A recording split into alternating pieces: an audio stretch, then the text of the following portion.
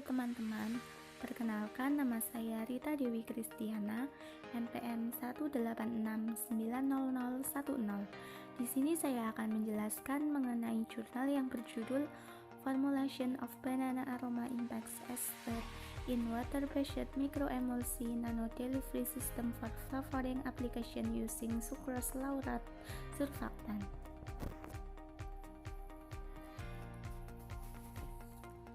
Senyawa aroma adalah kelompok volatil organik yang disintesis secara alami selama pematangan buah melalui reaksi enzimatik.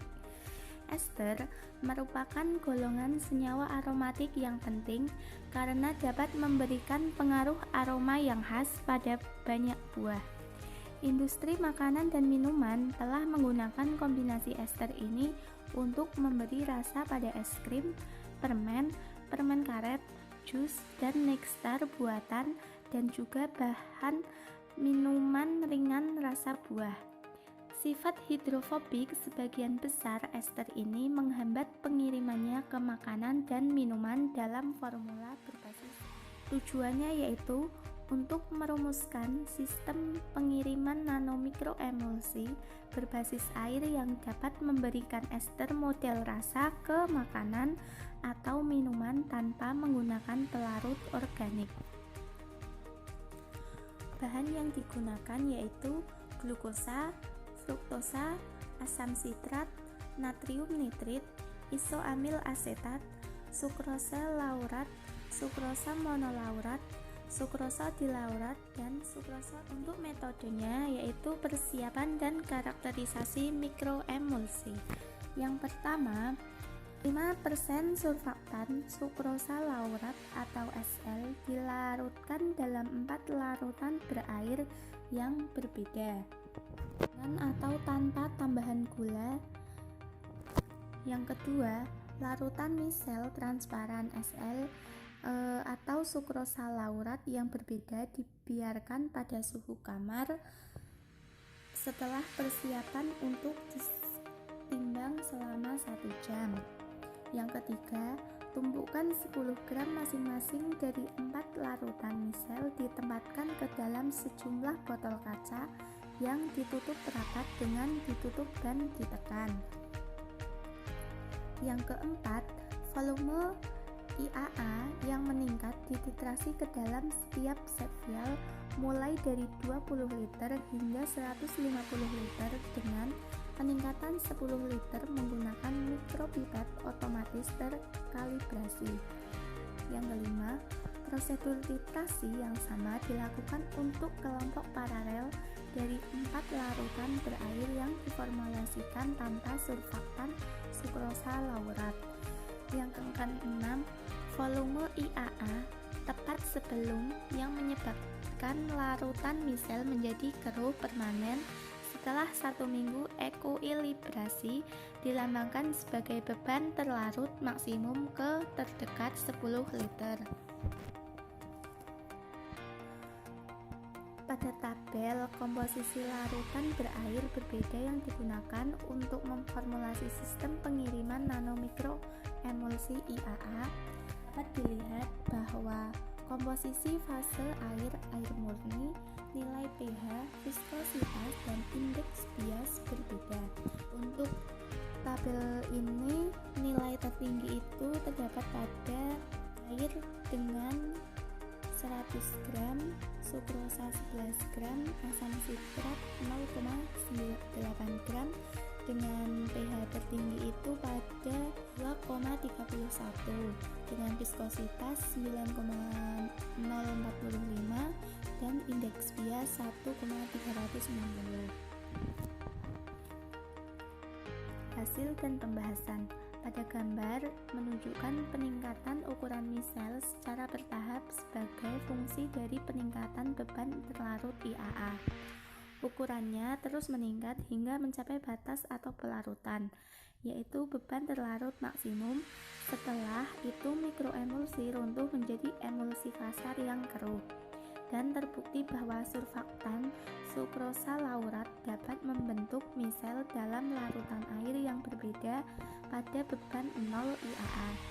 Ukuran partikel misel kosong ini berkisar antara 1,3 nm sampai 2,1 nm tergantung pada jenis gula larutan berair dan polydispersibility index.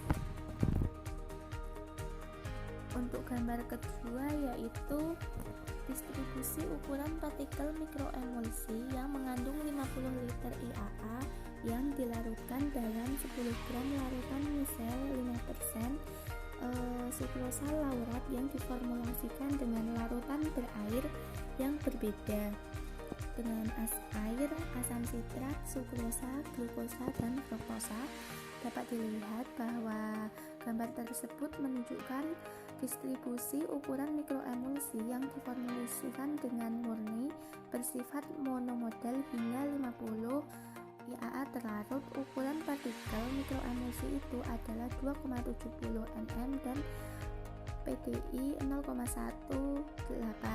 Di sisi lain, mikroemulsi yang diformulasikan dengan gula menunjukkan pola distribusi ukuran bimodal pada beban IAA yang sama. Ukuran partikelnya meningkat menjadi 4,28 nm sampai 4,97 nm dan PDI juga meningkat menjadi 0,7 dan menjadi kurang seragam. Untuk gambar yang ketiga yaitu struktur kimia glukosa dan fruktosa. Dapat dilihat bahwa investigasi terhadap dilutabilitas mikroemulsi IAA menunjukkan bahwa semua sistem yang diformulasikan dapat diencerkan dengan larutan encer yang sesuai hingga 10 kali lipat tanpa kehilangan struktur nano. Ukuran partikel mikroemulsi pada tingkat pengenceran tertinggi berkisar antara 9,5 nm sampai 16,0 nm. PDI 0,18 tergantung jenis gulanya.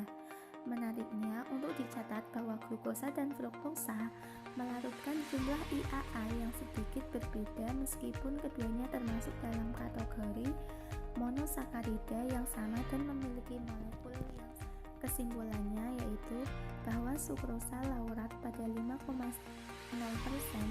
dapat membentuk misel yang memiliki ukuran partikel 1,3 nm sampai 2,1 nm tergantung pada komposisi gula dari larutan misel berair. Larutan misel air murni mampu melarutkan beban terbesar IAA dalam bentuk mikroemulsi kontinu air. Nilai ini diturunkan menjadi 80, 70, dan 60.